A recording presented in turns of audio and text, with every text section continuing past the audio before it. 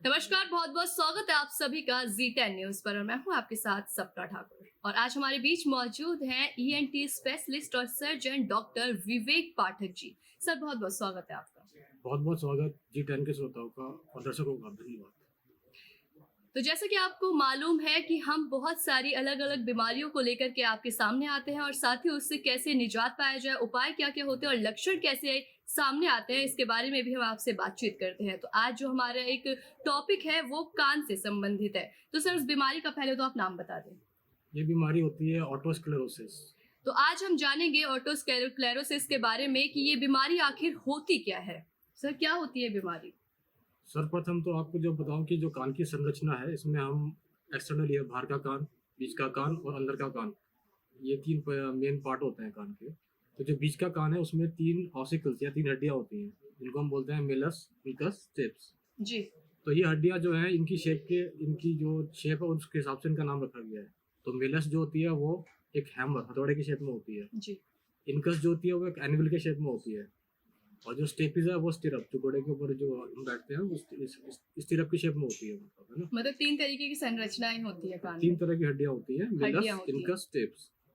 तो ये हड्डियां जो होती हैं, इसमें क्या कैसे ये बीमारी काम करती है या फिर अंदर कैसे बीमारी प्रवेश करती है? तो सर्वप्रथम आपको ये जानना चाहिए, जो स्टेप्स जो जो हड्डी है, ये शरीर की सबसे छोटी हड्डी है।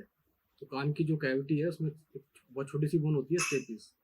ये एक पिस्टन की तरह काम करती है। जब ये घूमती है या डिस्प्लेस होती है, तो अंदर का जो फ्लूइड होता है कान का, उसको हम बोलते हैं एंडोलिव, उसको डिस्प्लेस करती है। उसके बाद हम सुन पाते हैं। जी। कभी कभी ये बोन घूम नहीं रही होती, डिस्प्लेस नहीं हो रही होती, यानी कि स्टेबल हो जाती है एक जगह। मूवमेंट नहीं हो रहा था, उसका स्टेबल हो जाती है, जिसको हम बोलते हैं ऑटोस्क्लेरोसिस, जिसकी वजह से पेशेंट को सुनने में दिक्कत चालू होती है। तकलीफें होती है उससे जब ये एक जगह स्टिल हो जाती है। तो ये बीमारी जो है, इसके लक्षण कैसे पता चलते हैं? क्योंकि आम जनमानस में अगर देखा जाए तो उन्हें लक्षण की बहुत जल्दी समझ नहीं होते कि उन्हें ये बीमारी भी हो गई। तो लक्षण क्या है इसके? सर्वप्रथम तो ये बीमारी फीमेल्स में ज़्यादा पाई जाती है। स्पेसिफिकली जब प्रेगनेंसी का टाइम होता है, तो उस टाइम पे कुछ हार्मोनल इम्बैलेंस होते हैं। उस टाइम पे ये बीमारी उभर के आती है।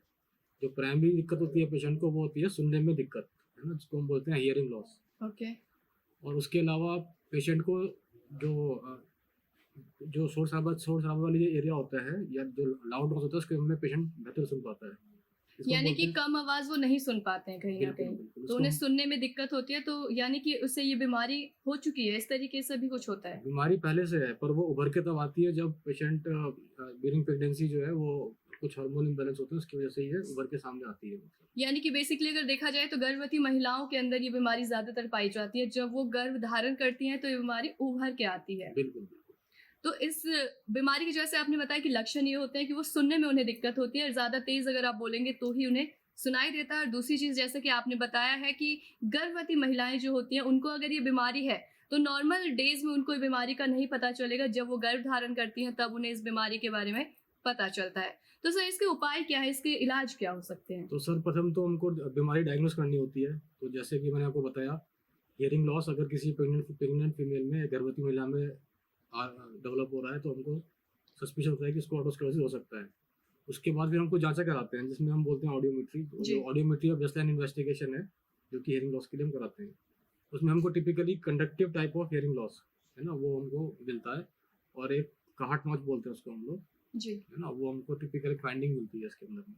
तो यहाँ पे दो मतलब बहुत सारी बीमारी, ये जो बीमारी है इसके लिए बहुत सारे उपाय करवाने होते हैं, कहीं ना कहीं चेकअप करवाना होता है, उससे हमारे सामने ये चीजें आती हैं। हाँ। तो आपसे ये भी जानना चाहते हैं कि हेयरिंग लॉस की जो बीमारी है वो इस जो आपने बताया कि ऑटोस्क्लेरोसिस के वजह से ही होती है, तो ये जरूरी है कि उससे यही बीमारी है या फिर किसी और बीमारी की वजह से भी ये चीजें हो सकती हैं? बहुत अच्छा प्रश्न है ये। तो हियरिंग लॉस के या सुनने की क्षमता कम होने के बहुत सारे कारण हैं।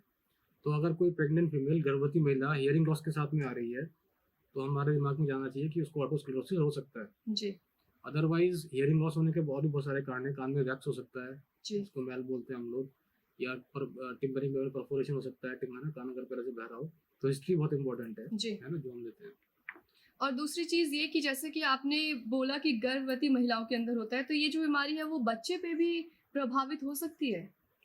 हेरिडिटरी तो होती है, पर हाँ, किसी स्पेसिफिक एज ग्रुप में जाके ये मैनिफेस्ट होती है। बोले कि स्पेसिफिक एज ग्रुप में ही जाके ये पता यानी कि चलेगी। अगर बच्चा है तो उसे स्टार्टिंग में ये बीमारी कहीं नहीं होगी, अगर होनी होगी तो आगे जाके कहीं बड़ी एज में हो सकता है ये पता चीज। तब चलेगा उसको जब बच्चा बड़ा हो जाएगा उस टाइम पे।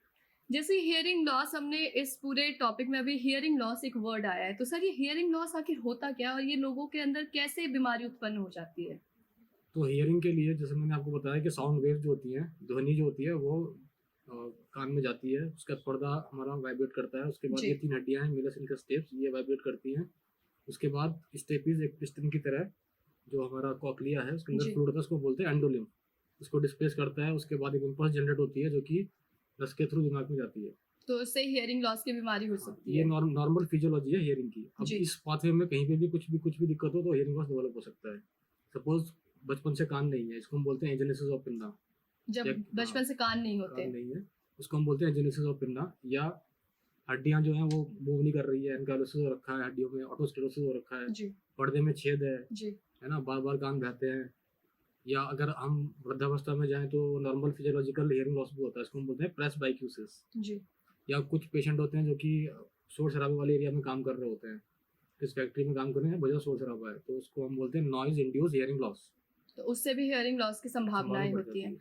और एक प्रश्न सर आपसे जानना चाहेंगे, क्योंकि इस समय गर्मियों का क्योंकि टाइम है, तो लोग ज्यादातर पूल वगैरह में जाना पसंद करते हैं, तो कई बच्चे ऐसे भी होते हैं जिनके कान में पानी चला जाता है, तो ये समस्या भी क्या आगे चल के हियरिंग लॉस का कारण बन सकती है? तो इस समय सबसे इम्पोर्टेंट तो ये है कि मैं सभी मतलब जो भी पेरेंट्स आते हैं है ना, उनको यही सलाह देता हूँ कि पहले तो स्विमिंग पूल अगर में बैठ रहे हो तो अवॉइड करें। जी। अगर जाना ही है तो फिर जो प्लग्स आते हैं, स्विमिंग पूल्स आते हैं, वो लगाएं, मतलब वो मैंडेटरी लगाने हैं, अदरवाइज कान में फंगल इन्फेक्शन होने के चांसेस बहुत ज़्यादा बढ़ जाते हैं, जिसको हम बोलते हैं ऑटोमाइकोसिस। कान में बहुत तेज खुजली होती है और कान ब्लॉक हो जाते हैं, मतलब, है ना। जी। तो इसको हम बोलते हैं ऑटोमाइकोसिस या फफूंदी, कान में फफूंदी लग सकती है। तो कान में ही फफूंदी इस तरीके से लग सकती है, तो यानी कि उससे भी कहीं ना कहीं कान में प्रभावित हो सकते हैं, हियरिंग लॉस के चांसेस हैं। पेशेंट अगर इम्यूनो कॉम्प्रोमाइज्ड हो, है ना, अगर पेशेंट जी। को डायबिटीज है, अनकंट्रोल डायबिटीज है, तो उस केस में ये इन्फेक्शन और भी बढ़ सकता है अंदर की तरफ में, है ना। और दूसरा जो ऑटोप्लेरोसिस आपने बताया, वो किसी एक एज पे ही जाके मतलब ये बीमारी होती है या फिर बचपन से भी बीमारी हो सकती है? ये मैनिफेस्ट एक एज ग्रुप में जाके होती है, बीमारी तो पहले से है, जी। पर पता चलेगा जब पेशेंट 30 से 40 साल का हो जाएगा। अच्छा, यानी कि बीमारी बचपन से हो सकती है लेकिन वो पनपती रहती है और पता बाद में चलता है जब वो एक एज पे चले जाते हैं।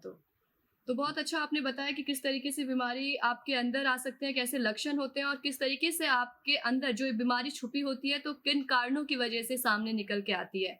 तो सर इसके आपने उपाय भी बताए हैं इस समय कि किस तरीके से उपाय हैं। यदि आपको उपाय समझ आ गए हैं तो ठीक है, अदरवाइज अगर आपको उपाय समझ नहीं आ पा रहे हैं तो आप सर से डायरेक्ट कांटेक्ट कर सकते हैं। स्क्रीन पे लगातार आपके सामने नंबर फ्लैश हो रहा है और साथ ही आप इनसे मिल भी सकते हैं क्योंकि आपके घर के काफी नजदीक है। आपको बता दें कि नोएडा के सेक्टर 20 में E150 में सर का क्लिनिक है। आप जाके सर से परामर्श ले सकते हैं, सर से आपको जो भी तकलीफें हैं उसके बारे में बातचीत कर सकते हैं। तो जिस तरीके की आपको बीमारी है उसी तरीके का आपको इलाज भी मिलेगा और 100% आपको संतुष्टि भी मिलेगी। तो सर बहुत बहुत धन्यवाद, आपने तमाम जानकारी हमारे साथ साझा की। बहुत बहुत धन्यवाद जी टेन के दर्शकों का, आगे भी जानकारी देते रहेंगे। धन्यवाद। तो यानी कि अब हम आपसे जल्द रूबरू होंगे और एक नई समस्या के बारे में भी जानकारी प्राप्त करेंगे कि किस तरीके से आपके अंदर समस्या छुपी हुई हो सकती है जिसे आप नजरअंदाज करें, लेकिन समय के साथ वो नासूर भी बन सकता है। तो मिलेंगे आपके साथ जल्दी, तब तक के लिए देखते रहिए जी10 न्यूज।